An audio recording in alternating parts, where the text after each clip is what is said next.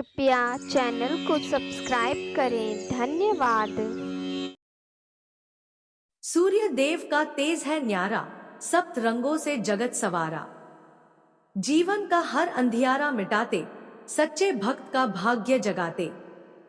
सूर्य देव की जय। हे सूर्य देव, आप हम सभी भक्तों पर अपनी कृपा सदा ही बनाए रखना। सभी भक्तों के घर परिवार में सुख समृद्धि का वास देना। मित्रों, हमारे सनातन धर्म में रविवार का दिन सूर्य देव को समर्पित किया गया है। ज्योतिष शास्त्र के अनुसार 9 ग्रहों में से सूर्य देव को सभी ग्रहों का राजा माना गया है। सूर्य देव की पूजा आराधना करने से कुंडली के सभी दोष दूर हो जाते हैं और साथ ही सूर्य देव का आशीर्वाद भी प्राप्त होता है। कुंडली में सूर्य यदि मजबूत अवस्था में हो तो व्यक्ति को समाज में मान सम्मान और सुख समृद्धि की प्राप्ति होती है। कहा जाता है कि जो भी भक्त रविवार के दिन सूर्य देव की पूजा आराधना करता है और उनकी इस कथा का श्रवण करता है, भगवान सूर्य देव उस व्यक्ति पर सदा ही अपनी कृपा बनाए रखते हैं। तो चलिए मित्रों, नवग्रहों के स्वामी सूर्य देव को प्रणाम करते हुए सुनते हैं रविवार के दिन सूर्य देव की पौराणिक कथा। आशा करते हैं आप कथा को पूरे सच्चे मन से श्रवण करेंगे और कथा शुरू होने से पहले सूर्य देव की जय जरूर कहे। मित्रों, प्राचीन समय की बात है। एक गांव में एक बुढ़िया रहती थी। उसके पास बहुत धन नहीं था, लेकिन वह संतुष्ट और खुशहाल जीवन जीती थी। वह नियमित रूप से प्रत्येक रविवार का व्रत किया करती थी। इसी प्रकार वह हर रविवार को व्रत करती और सुबह जल्दी उठकर स्नानादि से निवृत्त होकर अपने घर के आंगन को गोबर से लीपकर साफ सुथरा करती थी। यह उसकी आदत थी कि वह सुबह सूर्योदय से पहले उठकर अपने घर को सजाती और भगवान सूर्य देव की आराधना करती थी। सूर्य देव की पूजा के बाद वह व्रत कथा सुनती और सूर्य देव को भोग लगाती। वह दिन में केवल एक बार भोजन करती थी और बाकी दिन पूजा पाठ में ही बिताती थी। सूर्य भगवान की अनुकंपा से बुढ़िया को किसी प्रकार की चिंता एवं किसी भी प्रकार का कोई कष्ट नहीं था एवं उसका जीवन सुखमय था। उसकी भक्ति इतनी सच्ची थी कि वह सभी प्रकार के सांसारिक दुखों से दूर थी। अब तो समय के साथ उसकी मेहनत और भक्ति का फल उसे मिलने लगा और धीरे धीरे उसका घर धन धान्य से भरपूर होने लगा। उस बुढ़िया को सुखी और संपन्न होते देख उसकी पड़ोसन उससे जलने लगी, क्योंकि अधिक आयु होने के कारण बुढ़िया अब गाय की सेवा नहीं कर सकती थी, तो इसलिए उसने कोई गाय नहीं पाल रखी थी। असल में बुढ़िया अपनी पड़ोसन के आंगन में बंधी गाय का गोबर घर लीपने के लिए ले आती थी, ताकि वह अपने घर को साफ सुथरा कर सके और पूजा कर सके। बुढ़िया की संपन्नता देख उसकी पड़ोसन को उससे जलन होने लगी थी। पड़ोसन को लगता था कि बुढ़िया के पास गाय तो नहीं है, फिर भी वह हर रविवार अपने आंगन को मेरी गाय का गोबर ले जाकर लीपती है, और यह बात पड़ोसन को बहुत खलती थी। एक रविवार को पड़ोसन ने अपनी गाय को घर के भीतर बांध लिया ताकि बुढ़िया को गोबर न मिले। बुढ़िया को इस बात का अंदाजा नहीं था। जब उसने देखा कि गोबर नहीं है, तो वह निराश हो गई और अपने आंगन को लीप नहीं पाई। उसने उस दिन सूर्य देव की पूजा नहीं की और भोग भी नहीं लगाया।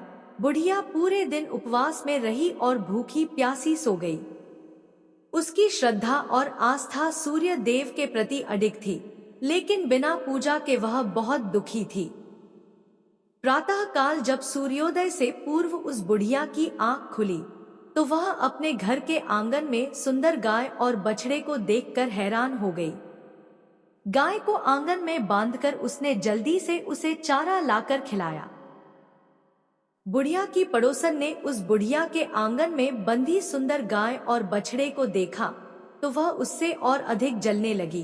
तभी गाय ने सोने का गोबर किया। गोबर को देखते ही पड़ोसन की आंखें फटी की फटी रह गई। पड़ोसन ने उस बुढ़िया को आसपास न पाकर तुरंत उस गोबर को उठाया और अपने घर ले गई। इसके बाद पड़ोसन अपनी गाय का गोबर वहां रखाई और इस तरह वो रोज यही करने लगी। सोने के गोबर से पड़ोसन कुछ ही दिनों में धनवान हो गई। गाय प्रतिदिन सूर्योदय से पूर्व सोने का गोबर किया करती थी और बुढ़िया के उठने के पहले पड़ोसन उस गोबर को उठाकर अपने घर ले जाती थी।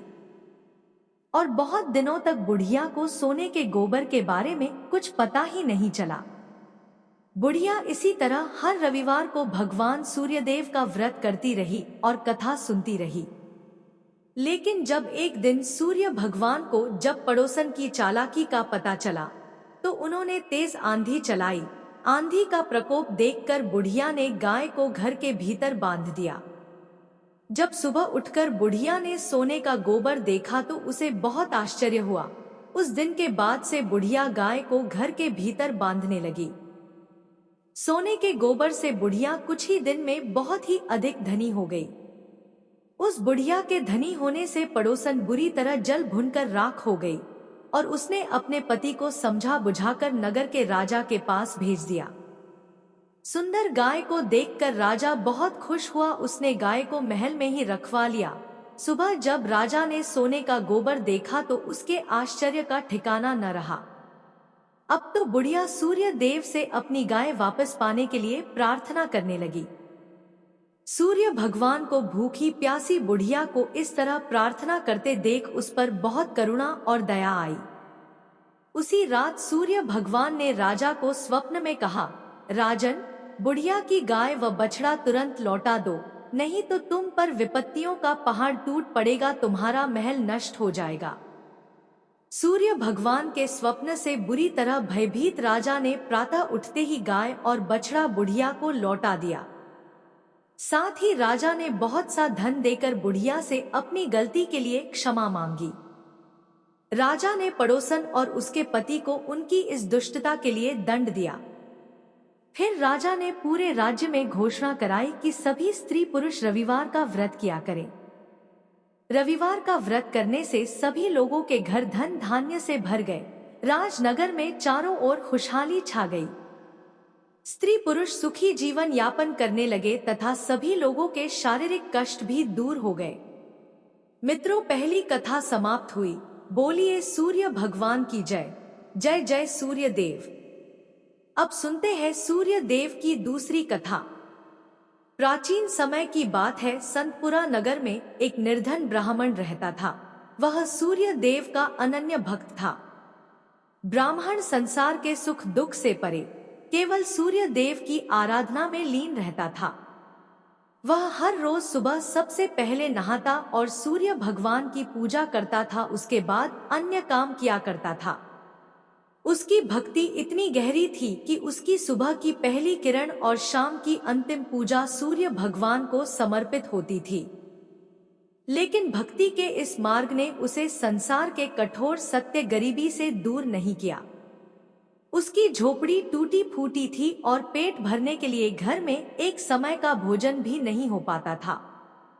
उसकी पत्नी रोज उसे ताने देती, दिन भर पूजा करते हो लेकिन घर में चूल्हा जलाने को अन्न तक नहीं होता है। भला कहीं भक्ति से पेट भरता है तो क्या ही बात होती।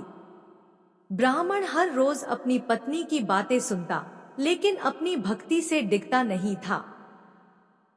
पड़ोसी भी उसे निकम्मा कहकर अपमानित करते थे। कोई कहता, सारा दिन इधर उधर घूमता है, जैसे कोई बड़ा तपस्वी हो। इन तानों और उपेक्षा ने उसके मन को गहराई तक आहत कर दिया। एक दिन उसने निर्णय लिया कि अब इस संसार को छोड़कर केवल सूर्य भगवान की शरण में जाऊंगा। एक दिन ब्राह्मण ने सुबह जल्दी उठकर स्नान किया, पूजा की सामग्री ली और जंगल की ओर चल पड़ा। चलते चलते उसे एक निर्जन स्थान मिला जहां एक सूखा हुआ पीपल का पेड़ और एक लगभग सूखा हुआ तालाब था। ब्राह्मण ने सोचा, यही स्थान मेरी भक्ति के लिए उपयुक्त है।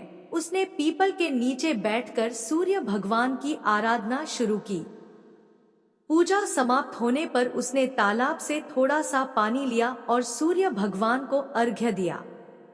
जैसे ही पानी बहकर पीपल की जड़ों और तालाब में पहुंचा, एक अद्भुत चमत्कार हुआ। सूखा हुआ पीपल हरा भरा हो गया। उसकी शाखाएं हरी भरी पत्तियों से भर गईं। वहीं तालाब स्वच्छ जल से भर गया। जब ब्राह्मण ने सूर्य देव की आवाज सुनी तो वह घबरा गया और सोचने लगा कि इस पीपल में कोई भूत रहता है, जरूर वही मुझे आवाज दे रहा है। और ब्राह्मण बिना कुछ कहे वहां से लौट गया। अब तो हर रोज जब ब्राह्मण पूजा करता तभी उस तालाब से आवाज आने लगती। रोज यह सुन सुनकर वो चिंतित होकर दुबला होने लगा। ब्राह्मण की पत्नी कभी कभी उससे मिलने जंगल में जाती थी। एक दिन उसने अपने पति से पूछा, आप दिन पर दिन दुबले हुए जा रहे हैं। उसने अपनी पत्नी को सारी घटना कह सुनाई। उसकी पत्नी, जो सामान्यतः उसे ताने देती थी, इस बार अपने पति की बात सुनकर गंभीर हो गई। उसने कहा, यह कोई भूत प्रेत नहीं है, यह स्वयं सूर्य भगवान है, जो तुम्हारी भक्ति से प्रसन्न होकर तुम्हें वरदान देना चाहते हैं। ब्राह्मण ने चिंतित होकर पूछा, लेकिन मैं उनसे क्या मांगू? मेरी मांग छोटी हो तो जीवन भर पछतावा रहेगा, और अगर मैं कुछ भूल गया तो? पत्नी ने मुस्कुराते हुए कहा, तुम्हें उनसे यह मांगनी चाहिए कि नौखंड के महल में सोने के पालने में अपने पोते को झूलते हुए अपनी आंखों से देख सको। इससे तुम्हें धन, संतान, सुख और दीर्घायु सब कुछ मिल जाएगा। अगले दिन ब्राह्मण ने उसी स्थान पर जाकर सूर्य भगवान की पूजा की। पूजा के अंत में सूर्य भगवान फिर प्रकट हुए और बोले, हे ब्राह्मण, अब बोलो तुम्हारी क्या इच्छा है? ब्राह्मण ने साहस बटोरकर वही शब्द कहे जो उसकी पत्नी ने सिखाए थे। सूर्य भगवान मुस्कुराए और बोले, तथास्तु, तुम्हारी मनोकामना पूरी होगी। जब ब्राह्मण घर लौटा तो उसने देखा कि उसकी टूटी फूटी झोपड़ी की जगह एक विशाल और भव्य महल खड़ा था। महल के चारों ओर दास दासियां कार्य कर रही थी।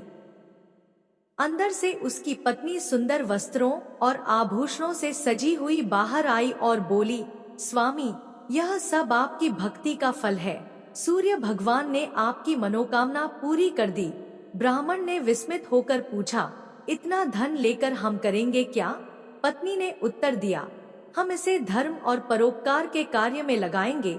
यज्ञ, हवन और दान पुण्य से ही इस धन का सही उपयोग होगा। और इस प्रकार से ब्राह्मण की ख्याति शीघ्र ही नगर भर में फैल गई। जब राजा को इस बात का पता चला तो उसने ब्राह्मण को अपने दरबार में बुलाया और पूछा, कल तक तो तुम्हारे पास खाने को अन्न नहीं था, आज यह वैभव कहां से आ गया? क्या तुमने चोरी की है? डर के कारण ब्राह्मण ने पूरी घटना विस्तार से राजा को बताई। राजा ने कहा, क्या सूर्य देव मेरी मनोकामना भी पूरी करेंगे? मेरे पास सब कुछ है, परंतु संतान सुख से वंचित हूं। ब्राह्मण ने राजा को सूर्य भगवान की आराधना की विधि बताई और राजा ने पूरे नियम और श्रद्धा से सूर्य भगवान की पूजा की। कुछ ही समय बाद सूर्य भगवान ने राजा को एक तेजस्वी पुत्र का आशीर्वाद दिया और इस प्रकार से सभी लोग सुख पूर्वक जीवन व्यतीत करने लगे। मित्रों, इस कथा से हमें यह सीख मिलती है कि सच्ची भक्ति में अद्भुत शक्ति होती है। भक्ति का मार्ग कठिन अवश्य है, परंतु यदि श्रद्धा और समर्पण सच्चा हो तो ईश्वर की कृपा से असंभव भी संभव हो सकता है। ब्राह्मण की निष्ठा और विश्वास ने न केवल उसे सुख समृद्धि प्रदान की, बल्कि संसार को यह संदेश भी दिया कि धर्म और परोपकार से ही सच्चा जीवन संभव है। कथा समाप्त हुई। बोलिए मित्रों, सूर्य नारायण भगवान की जय। अब सुनते हैं अंतिम कथा। एक समय की बात है जब सूर्य नारायण भगवान अपनी पत्नी रानी संज्ञा के साथ सुखमय जीवन बिता रहे थे।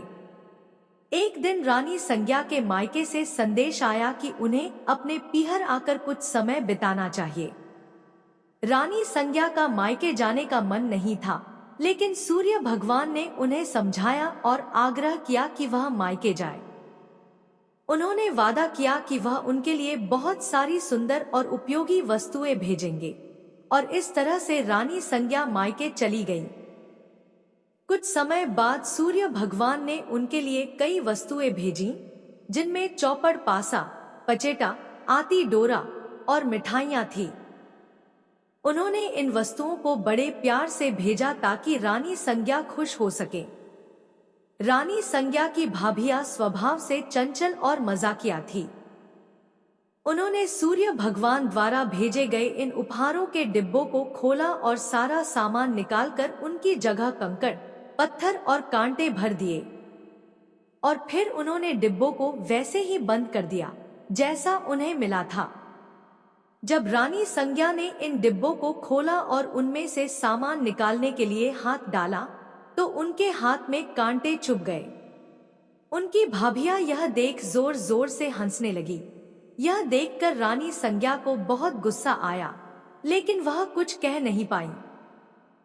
कुछ समय बाद सूर्य भगवान रानी संज्ञा को वापस लेने आए, लेकिन जब रानी संज्ञा ससुराल लौट आईं, तो उन्होंने सूर्य भगवान से बात करना बंद कर दिया।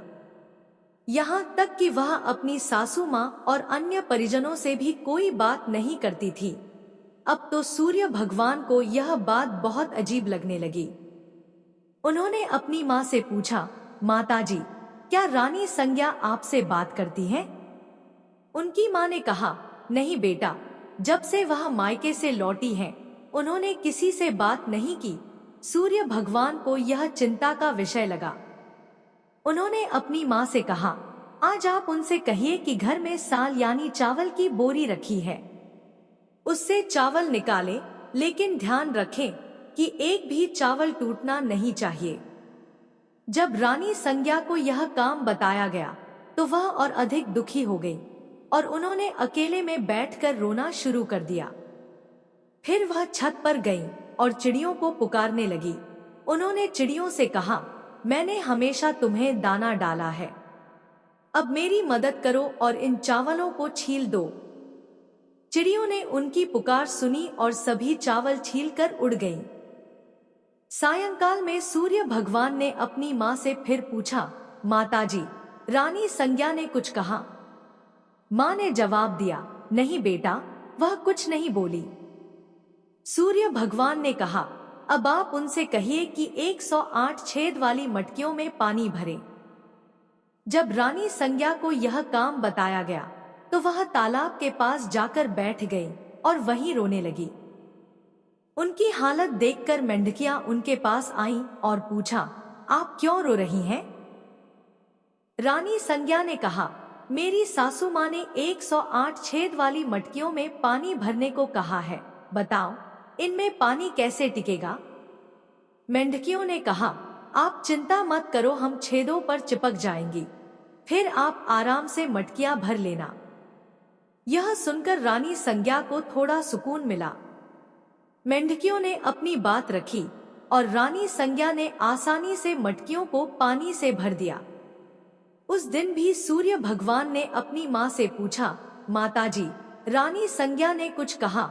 माँ ने जवाब दिया, नहीं बेटा, वह अभी भी चुप है। सूर्य भगवान ने कहा, अब आप उनसे कहिए कि बाग में उनकी मासी जी आई हैं, उनसे मिलने जाए, और उनसे यह भी कहिए कि जिस तरफ धागे बिखरे हैं उस तरफ जाए। अगले दिन सूर्य भगवान एक महिला का रूप धारण करके बाग में बैठ गए। उन्होंने घूंघट डाल रखा था और धीरे धीरे रोने लगे। जब रानी संज्ञा वहां आई तो उन्होंने उस महिला को रोते देखा तो रानी संज्ञा ने पूछा, तुम क्यों रो रही हो? क्या कोई मुसीबत है? सूर्य भगवान महिला के स्वर में बोले, आपकी मुसीबत के सामने मेरी मुसीबत कुछ नहीं है। यह सुनकर रानी संज्ञा फूट फूट कर रोने लगी। उन्होंने कहा, मैं अपने मायके नहीं जाना चाहती थी, फिर भी उन्होंने मुझे जबरदस्ती भेज दिया। वादा किया था कि अच्छी अच्छी वस्तुएं भेजेंगे, लेकिन उन्होंने डिब्बों में कंकड़, पत्थर और कांटे भेज दिए। जब मैंने डिब्बे खोले तो मेरे हाथ कांटों से घायल हो गए। वापस आने पर उन्होंने साल में से चावल निकालने को कहा और एक भी चावल टूटने नहीं चाहिए। फिर उन्होंने 108 छेद वाली मटकियों में पानी भरने का आदेश दिया। यह कहते कहते रानी संज्ञा की आंखों से आंसू बहने लगे। रानी संज्ञा की बात सुनकर सूर्य भगवान ने उनका हाथ पकड़ लिया और अपने असली रूप में आ गए। उन्होंने कहा, रानी संज्ञा, चुप हो जाओ। मैंने तुम्हारे लिए चौपड़ पासा, मिठाई और सुंदर वस्तुएं भेजी थी। यह सब तुम्हारी भाभियों का मजाक था, मेरी कोई गलती नहीं थी। अगर तुमने यह बात पहले ही बता दी होती तो तुम्हें इतनी मुसीबत नहीं झेलनी पड़ती। सूर्य भगवान की बात सुनकर रानी संज्ञा को राहत मिली और उन्होंने सूर्य भगवान को क्षमा कर दिया और सूर्य देव रानी संज्ञा के साथ खुशी खुशी रहने लगे। मित्रों, यह कथा हमें यह सिखाती है कि धैर्य और सहनशीलता हर परिस्थिति में हमारा साथ देते हैं। इस कथा में प्रकृति के जीव जंतुओं जैसे चिड़ियों और मेंढकियों ने रानी संज्ञा की मदद की, जिससे यह संदेश मिलता है कि जब हम दूसरों के लिए अच्छे काम करते हैं तो संकट के समय वे भी हमारी मदद करते हैं।